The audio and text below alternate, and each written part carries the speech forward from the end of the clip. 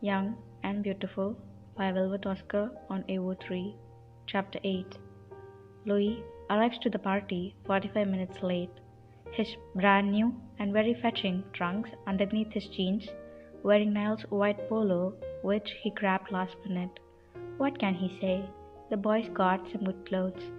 There are few and far between, but they do exist. He's in the right place. He said Harry's name at the front desk and they seemed to know what he was talking about, and it's absolutely gorgeous inside, even if he doesn't recognize a soul. The pool indoors, surrounded by crystal clear glass windows that arch and reach to the sky. The walls are limitless and cream colored. The pool is vast and sparkling, and beautiful vines with brightly colored flowers paint the corners of the room, perfuming the chlorine-scented air. It reeks of wealth and overindulgence. Sure, it's lovely, but it's also wasteful, and Louis feels really fucking out of place with his tongs and judgmental eyes. Girls and boys wearing their finest swimwear, holding cocktail glasses, tumblers of rum and champagne floats screech and squeal as they splash each other in the pool, making wines on their iPhones and posing for Instagram pics. Louis sort of wants to set them all on fire, and damn, they'd light up fast with all that liquor strewn about. Near the pool is a fountain possibly crafted by giants spewing out what looks to be pastel pink water. Which, why the fuck? And oh yes, there are people in there too. They are splashing and spewing up tinkling laughter and drunkenly balancing on the edge in heels and appear to be drinking it. Alright then, so there's that. If that's a fountain of champagne, I swear to God, Louis mumbles under his breath. But the scene only gets worse, because just as Louis is on the verge of considering walking out, there are servers swooping around with caviar smeared on crackers, and there's an entire room dedicated to smoking cigars and watching a footy game.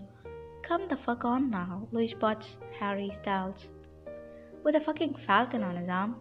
Because, yes, Harry Styles has a fucking falcon. He's got the protective arm sleeve and everything. On top of that, he's adorned in a pink suit and grey satin bow tie at a pool party. What the actual fuck? Louis, a voice suddenly exclaims from behind, and oh, praise the heavens, it's Liam, wearing tiny black trunks. Nice abs, Liam. 10 points to Gryffindor. And holding a champagne glass, Zane is at his side in a white button-up rolled to his elbows and light brown slacks, fedora in place. There you are. I'm so glad you've come. Why do you always think I'm not going to come? Louis asks, shaking his head, then Zane's. Liam shrugs.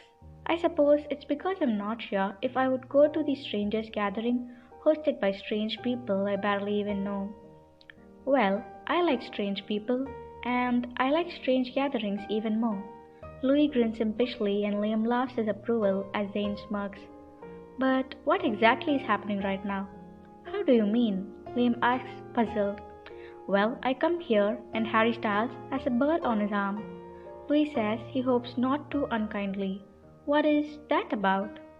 He's playing nice. Zane laughs out loud, and it's quite a marvelous laugh, soft and pleased, and Louis can't help but feel a teeny bit proud of himself.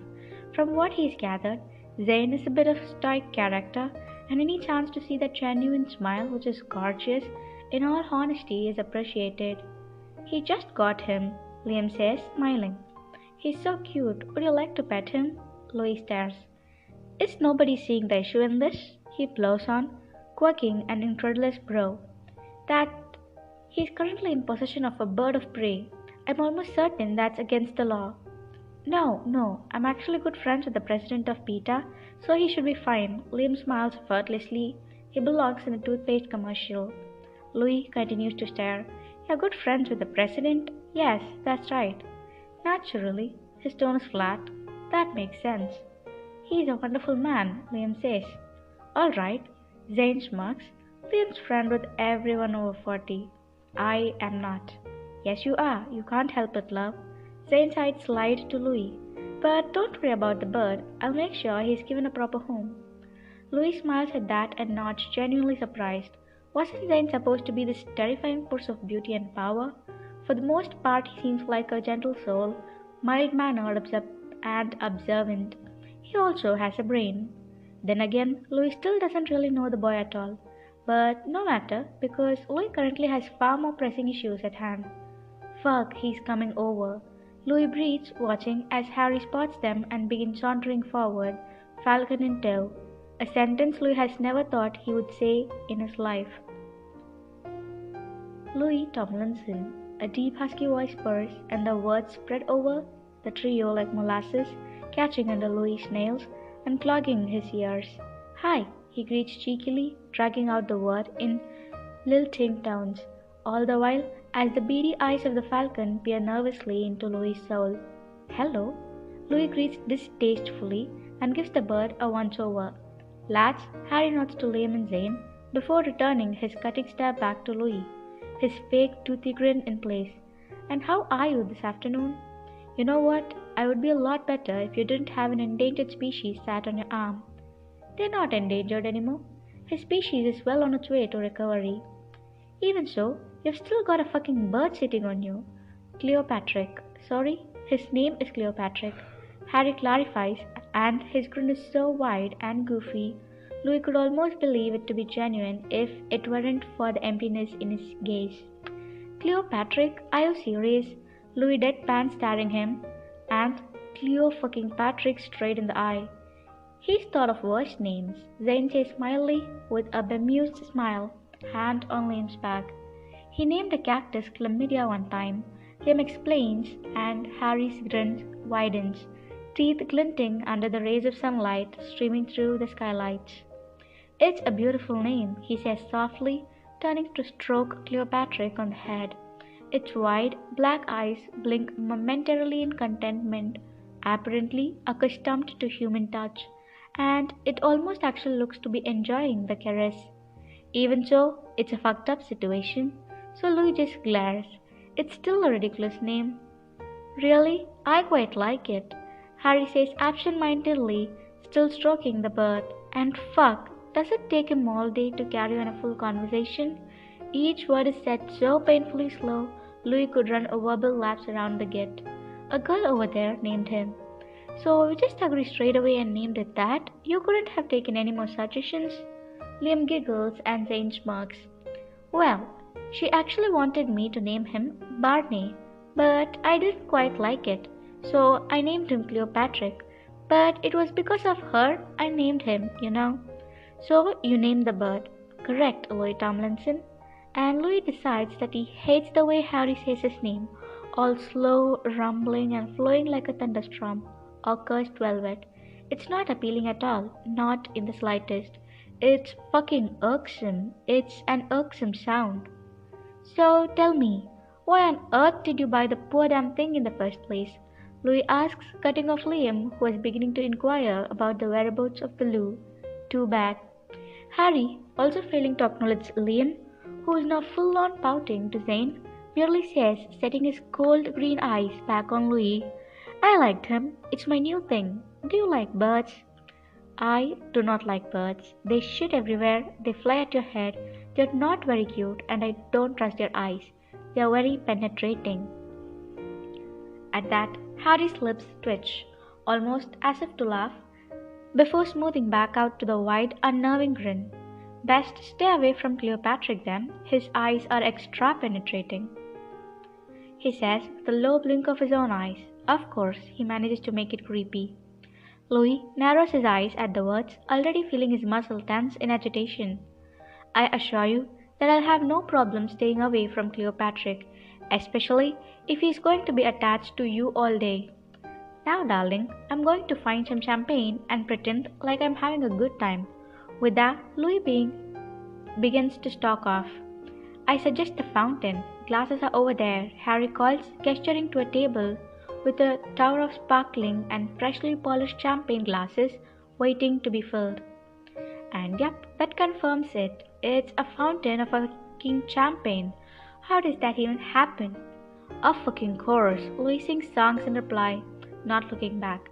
He's sad to have left Liam and Zane, the only two people at this party that he's even close to knowing, but he absolutely needs to be away from Harry Styles before he kills him and his little bird too. So he waltzed towards the tower of champagne glasses, steals the one at very top, and drinks his irritation away. It's been a few hours and a few glasses later, and Louis has had many successful conversations with the guests. Well, maybe not exactly successful. The last guy he talked to kept banging on about his father's yacht. We've gone through so many, I can't even count. My brothers have crashed over a dozen. It's no bother, of course, since my father's the head of the company, we get them all the time. We have no room for them anymore. Are there people in the hall who actually find this kind of conversation interesting? Ah, yes, Louis Fake relates, nodding his head as he stares at a plant.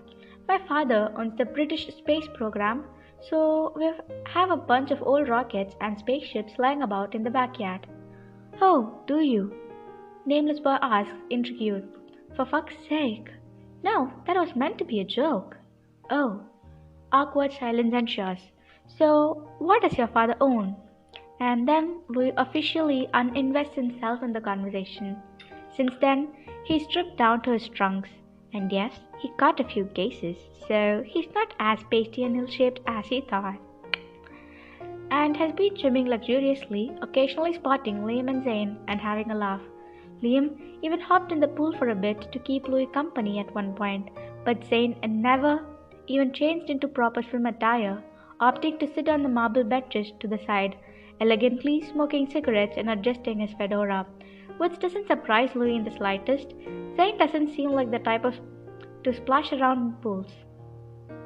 Currently, Louis is trying on the cool floor of the room alone, staring up into the sunny blue sky that peeks through the sunlight. His hair is still damp, his fingers are still pruny, but he honestly couldn't care less, feeling relaxed and at peace with the world.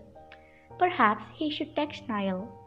It's just as he's reaching for his trousers that a large pair of feet saunter up to him, and Louis prays, absolutely prays, that it's not who he thinks it is. With agitation already building in his stomach, he looks up, and yep, it's him, dressed in tiny pink swim trunks and nothing else, and to Louis' surprise, peppered with tattoos. There's a G on his right shoulder, an A on his left, and unfamiliar scrawls written near his collarbones and down in his left bicep. There are little images as well, like rounds and triangles and diamonds and what may or may not be a doodle of a cat. And on his wrist is a tiny lock and what appears to be zodiac sign of Aquarius. Interesting, not? Well, hello, Harry rumbles, staring down his nose at Louis. How appropriate for the ecologistical twat. Where's Cleopatra? Louis asks pointedly, refusing to greet him in return. Zane's watching him. Harry says smoothly and offers his hand to Louis. May I help you? Why do you think I want to stand up? Okay, well, to talk to me, I'm lonely up here. You're joking, right? Harry just grins back, wide and unapologetic, his hand still outstretched, and once again Louis could almost believe his flirtatious sincerity if it wasn't for those fucking eyes. That completely unnerving stare that's going to start haunting Louis' nightmares if he's not careful. Still, Louis takes his hand, if only because his bum is beginning to hurt, and stands up briskly, and then Harry kisses his hand. He actually kisses his fucking hand. Cold lips pressed against warm flesh. This isn't Disney, you can stop now, Louis mutters in a right tone, wrenching his hand away. Hey, I was merely being polite, Harry smirks, curls brushing into his lazy eyes. I'm sure.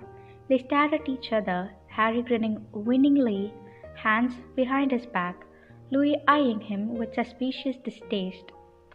Why are you trying to pull me again? Louis suddenly asks, voice hard, as he folds his arms.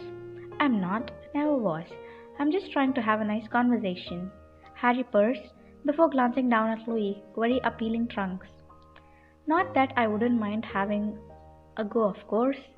And the sentiment is rude and demeaning, but Harry matches it with a stifle and tilted head, and Louis can understand why he enarses so many unwitting victims. Unfortunately for him, Louis is far from unwitting. You're wild, you know what? none of your child's tricks are going to work. I actually have a soul, something you're clearly unfamiliar with, Louis says.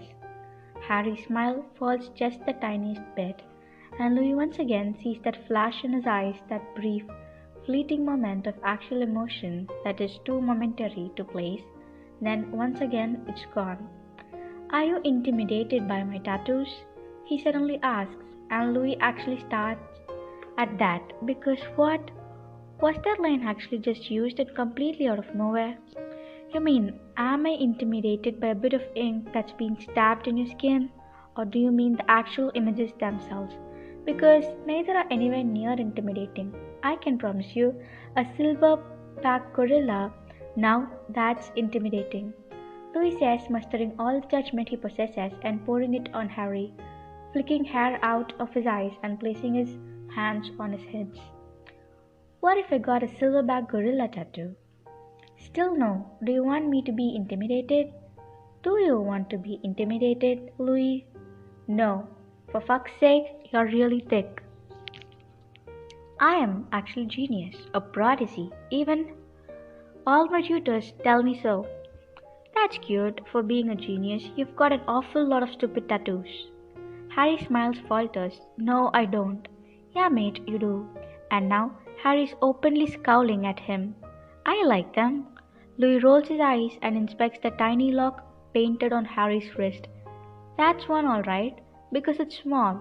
I hate tattoos. By the way. Oh, what's that say? Some script it looks like. You get your girlfriend's name? Louis asks in patronizing voice, poking at Harry's diamond-studded watch and the words written underneath in boldface. Harry immediately rips his hand away, movements jerky and eyes glaring with intensity Louis never encountered before, truly startling him. His eyes glinting a deep green that holds no ceremony, or pretense, bore in Louis, and fuck. For the first time, Louis feels like he's looking at an actual person and not a mannequin. Louis feels like he may actually be looking at Harry Styles. Don't touch my voice, is all he says. Even his voice loses its musical mockery, instead settled low and monotonous. Why? Because you've got real diamonds embedded in it like a nice little posh boy? Don't want to smudge them? He presses his own temper, prickling. For a second, Louis wonders if Harry is going to punch him, and his blood begins pumping with fire, his temper charged and ready to go. But then it's gone. The scowl, the frown, the realness, it's all gone, replaced by another charming smile and a cardboard stare. Of course they are real diamonds. My watch is a real diamond, Harry says, voice back in place. I've never understood the reason for fake ones. I like things to be genuine, he says, and isn't that a joke? Perhaps price has something to do with it, Louis says dryly, because not everybody was born into extreme, undeserved wealth. Another flicker dances across his face for the briefest of seconds, soon replaced by a large grin. I suppose, but price has never been an issue with me. Louis stares. There are 1,000 bitchy things that he could reply with. There are 1,000 smacks he could lay on this boy. But instead, Louis just blinks and settles for, I'm going to go over here now, and walks away. About half an hour later, Harry finds him again, as soon as Liam and Zane depart to refresh their drinks, leaving him alone. You look painfully sober. Are you sure you've enough to drink? He asks, striding up to Louis, and he's wearing a large white t-shirt over his pink trunks, large peculiar sandals on his feet. You're back. Aren't you supposed to be hosting this party? Louis mumbles, pursing his lips and looking anywhere but at the nuisance beside him. I am hosting. I'm talking to my favorite guest. He smirks and sends the most insincerely intense stare Louis' way. He looks more bored than allured, probably mentally picking his clothes for the next day or trying to decide what drug to do next. Do you even flirt with everything, like even Cleopatra? Louis exclaims. Especially with Cleopatra, and he's with a mate, by the way. Before you ask, I look after him. Don't think I'm a bad father, Harry says. We'll see how that theory holds. Now run along. I need Louis time, and it's getting dark. You'll need to change to your evening outfit. Harry's smile widens. How do you know about my evening outfit? Did you bring one as well? Don't be thick. You can borrow something of mine if you'd like. You are still being thick. You can help me undress, he says slowly, and while he probably finds it to be temptation, Louis almost spits up all the champagne he's drunk that day. Good Lord, he exclaims, turning to face Harry fully. Now, don't get me wrong. I will understand what it's like to be attractive. Harry raises his eyebrows. But do you genuinely believe that people actually want you that much? Do you really think that saying things like that matters, that they are worth saying? Because you do talk some shit and you look like an utter prick.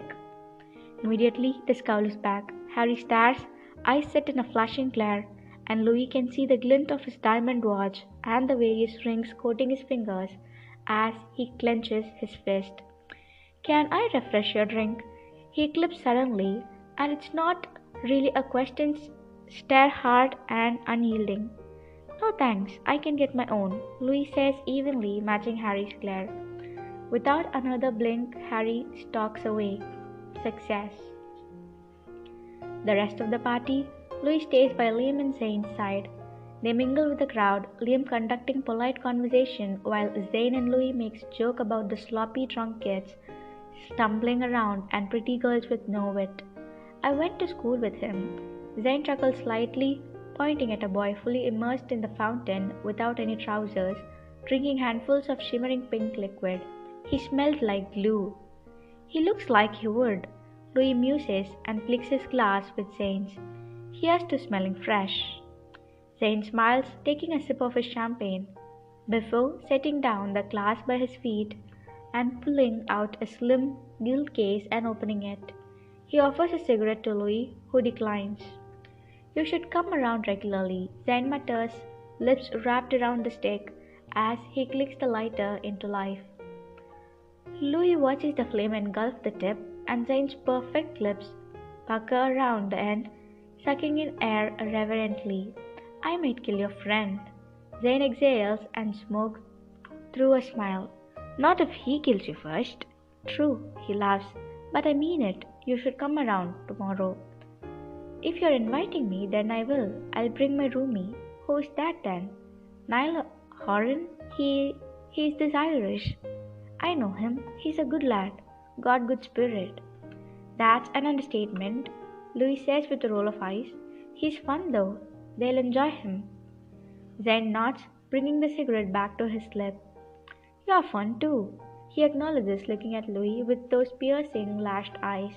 The boy is certainly beautiful. I am, Louis asks, surprised at such open praise given the source. Yeah, I like that you have no boundaries. You say whatever you want to whoever. It's nice, he mumbles, and Louis smiles. I get in trouble for it sometimes. I look out for you, Zane promises, and he pulls a gentle hand on his shoulder and offers the tiniest sincere smile. Thanks, mate, Louis responds, touched. Zane merely nods in return before taking another drag of his cigarette. Besides, Liam quite likes you. I what? Liam suddenly asks, finally having been unburdened from the absolute knob he's been stuck making casualties with. You like a Louis, don't you? Zane asks, smiling widely at him, arm around his shoulders. Louis can't help but admire the pair as Liam cuddles into his side. Zane doesn't smile like that for everybody else, at least not that Louis seen. I love Louis, Liam affirms, looking over to Louis with joy. He's quite fun. See, I told you. Zane smirks, and Louis lifts up his glass once more. To us, he sings, thrusting the champagne into the air. To us, they chorus in return, and the cold, jolting sweetness of the champagne fizzes and slides down Louis' throat with a pleasantness he never knew he adored so much. The evening progresses into night, and the lights are dimmed. The music increases in volume, and the guests become messier and more vibrant. Occasionally, Louis spots Harry. He's completely rid of the falcon now, probably due to the sheer noise in the place and the fact that he's begun to stumble over his own feet a bit. Still, despite his apparent intoxication, he's the perfect host. He preens and poses and laughs at the right times and urges everyone to try oysters and snaps his finger whenever there's an empty glass and lightly touches the tips of his guests' elbows as he laughs at their jokes and smiles into their eyes. He's full of shit, that's what he is. And people follow him. He looks like a ringmaster, his subjects surrounding him and hopping through hoops. The room tinkles with laughter and the splash of water, and all the while Harry Styles is in the middle of it, posing for flashing photographs and shouting out celebrities into the air as he twirls around like a loud, drunken, reckless ballerina on top of the world.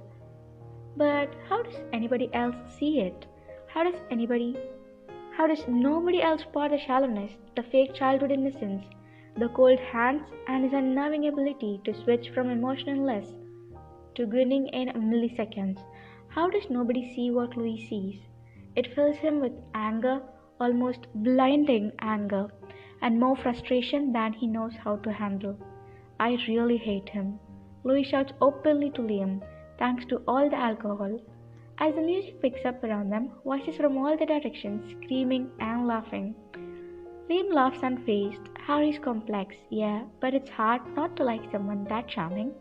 He shouts back before being swallowed in Zane's embrace and jumping back into the fray.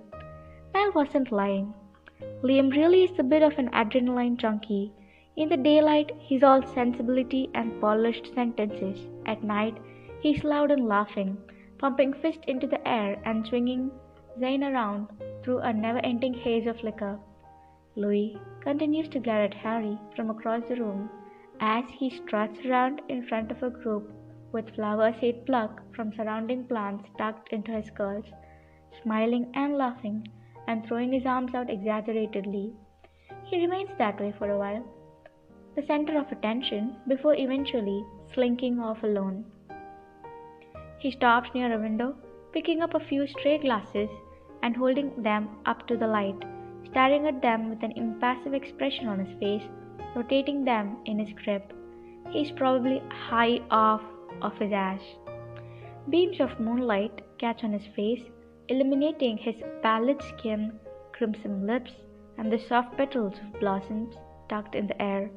And though the party swirls around him, and yeah, it's a damn good party, Louis can give him that. He appears to be in his own little world, face tawny and silent, just peering at the glass and presence it creates in his eyes. But then, suddenly his eyes are closed and his head is bent, his arms falling to his sides in limp defeat, and through his drunken haze, Louis finds himself beginning to walk towards him, curiosity and agitation bubbling up his blood. He wants to ask Harry why he is the way he is. He wants to ask why he makes pretty jokes and says lovely things and doesn't mean any of it, and why he only seems genuine when he's upset. Why he's poisonously charming and a rent and completely barren of any substance or reality. Why, right now, amongst throngs of willing people and heaps of hedonism, he stands there alone, hanging his head, frozen to the spot. Then, all of a sudden, without warning or transition, Harry awakens into life, leaping atop the fountain, arms outstretched and head thrown back to heavens. I am not young enough to know everything, he bellows into the air, his deep, rasping voice vibrating against the walls. There momentary lull in volume as all the heads turn towards him, and Louis stands there blinking, unable to take his eyes away from Harry's still figure, splayed like a crucifixion as the champagne fountain spits over his limbs, his eyes wide and unseeing and filled with the stars from the sky. It's almost haunting, and Louis doesn't breathe. Then, like clockwork, there's a surge of amused laughter and a few sporadic attempts at applause as the party reconvenes. What the fuck? Oh, Harold, he hears a girl laugh. Like, this is such a typical behavior of him. and Louis can't help but throw a withering glare in her direction. Harry then leaps down, a wild grin on his face, and immediately becomes overrun by a swarm of glittering arms and mouths open in laughter and exclamations. Soon he becomes lost in the fray, another head in a sea of chaos, leaving Louis to stand there in bewilderment. The last time Louis sees Harry that night, he is exiting the building amidst a pile of sloppy, sloshed, screaming boys and girls, half holding him up. His sightless eyes are dilated, his skin glistens with sweat curls stacking to his forehead, and his bow tie hangs undone and forgotten. It's a fucking hot mess. And Louis thinks, just as he's gathering the last of his things, alcohol and sleep tugging at his limbs, and the promise of cake at his flat. Yep, I'm definitely going to stay away from that as I can.